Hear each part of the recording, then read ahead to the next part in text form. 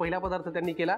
आता दुसरा पदार्थ हा फारच पौष्टिक आहे, ओवा डिंकवडी. बरोबर? हो बरोबर. चला आता काय करायचं कृती? आधी तूप टाकायचं.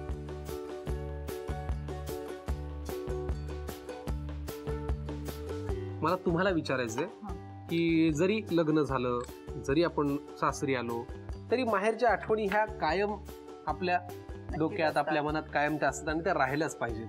तुमची एखादी काही आजोळची माहेरची आठवण आम्हाला सांगा ना. की मला सख्या 7 मावशा आहेत आणि एक लाडका मामा आहे. त्यामुळे जेव्हा आम्ही सुट्टीला जातो तेव्हा सगळ्या मावशा, त्यांची मुलं वगैरे मिळून एक मोठी धमालच असते. म्हणजे प्रत्येक दिवस एक फंक्शन सारखंच असतं. बर, तूप गरम झालंय. हो. आता त्याच्यात पीठ टाकायचं. पीठ किती लागणार आहे? थोडं. गव्हाचं पीठ आपण घातलं. ते भाजून घ्यायचं लाल होईपर्यंत. बर. नंतर ही भाजल्यानंतर त्याच्यात थोडा डिंक टाकायचा. अजून लाल झालं नाही, थोडं अजून व्हायचंय. ठीक आहे. तोपर्यंत तुम्ही आम्हाला सांगा ना, तुम्ही एवढं छान छान लिहित असता मगापासून आम्हाला. तर आता माझ्या मुलाच्या लग्नाची अॅनिव्हर्सरी झाली नुकतीच, तर तिच्यासाठी मी 4 शब्द लिहिलेले. तर माझी सून वाचून प्लीज. आहे का इथे? हा. अरे वा, चिठ्ठी आणली सोबत. काय लिहिलंय बरं?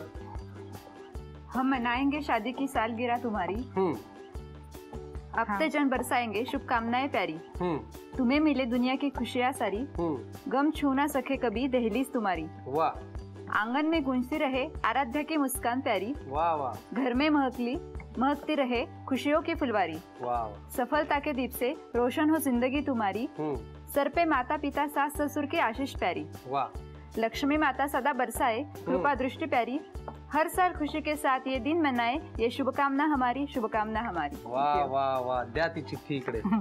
ती तुमच्या सासूबाईंनी तुमच्यासाठी आणि तुमच्या मिस्टरांसाठी लिहिलंय. बरोबर? हे आता आपण जरा बाजूला ठेवूयात आणि परत रेसिपीकडे बोलूयात. हे लालसर झालंय आता. हो. आता याच्यात डिंक टाकायचं. बर. बघा, थोडा अजून लागेल. हो. आता याच्यात ओवा पावडर. बर. 2 चमचे. 2 चमचे. पुरे इतकी? हो पुरे. आता गूळ टाकायचं. गूळ. बघा. बस. खारीक खोबरं पावडर. खारीक खोबरं पावडर. बर. त्याच्यात सुद्धा बदाम आहे. हो. आता हे ताटात क्रमवारीला ठेवायचं. सेट करण्यासाठी ठेवायचं. आणि वरून बदामाचे काप घालायचे. बरं, मग या प्लेट मध्ये घेऊयात. हो चालेल. मी काढतो, मदत करतो. द्या. किती वेळ लागतो याला सेट व्हायला? 10 मिनिटं. थोडं गार झाल्यानंतर सेट होईल. अच्छा. बरं. ओके. आपण हे पसरवून घेतलं. हो. आता वडी पाडायची त्याची. ठीक आहे.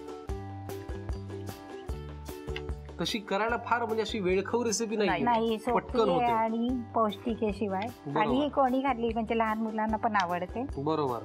आणि साखरेचा वापर नसल्यामुळे, गुळाचा वापर असल्यामुळे डायबिटीज असणाऱ्या लोकांनाही काही म्हणजे गोडामुळे त्रास होईल असं मला वाटत नाही. त्याच्यावर बदामाचे काप. वा वा.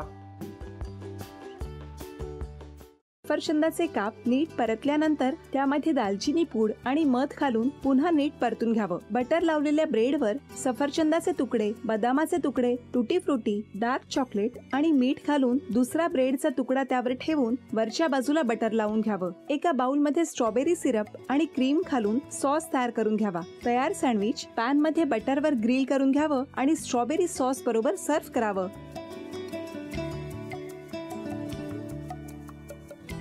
हे जेव्हा बोलत होते तेव्हा मी बघत होतो की या दोघांनी स्वतःचा संसार उभा केलाच, पण स्वतःच्या संसाराबरोबर अनेकांच्या आयुष्यात आनंद निर्माण केला.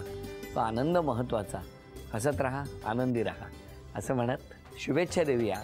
आणि ही झी मराठीकडून भेटवस्तू डेव्हिड तुमच्यासाठी. अभिनंदन.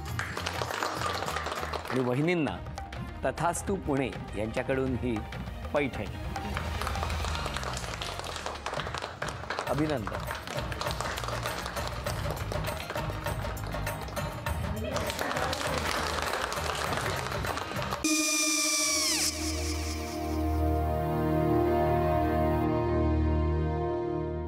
काय गो?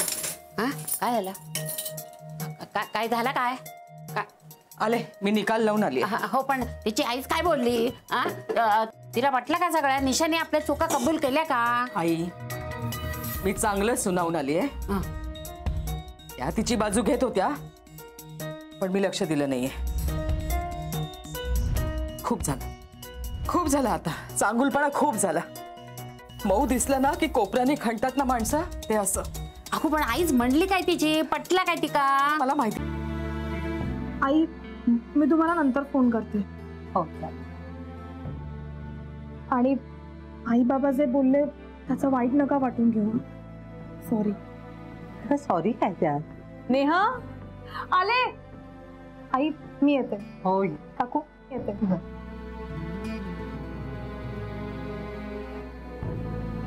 सावकाश जाग. हो हो. मग काय काकू, कधी उडवता लग्नाचा बार? बघूया.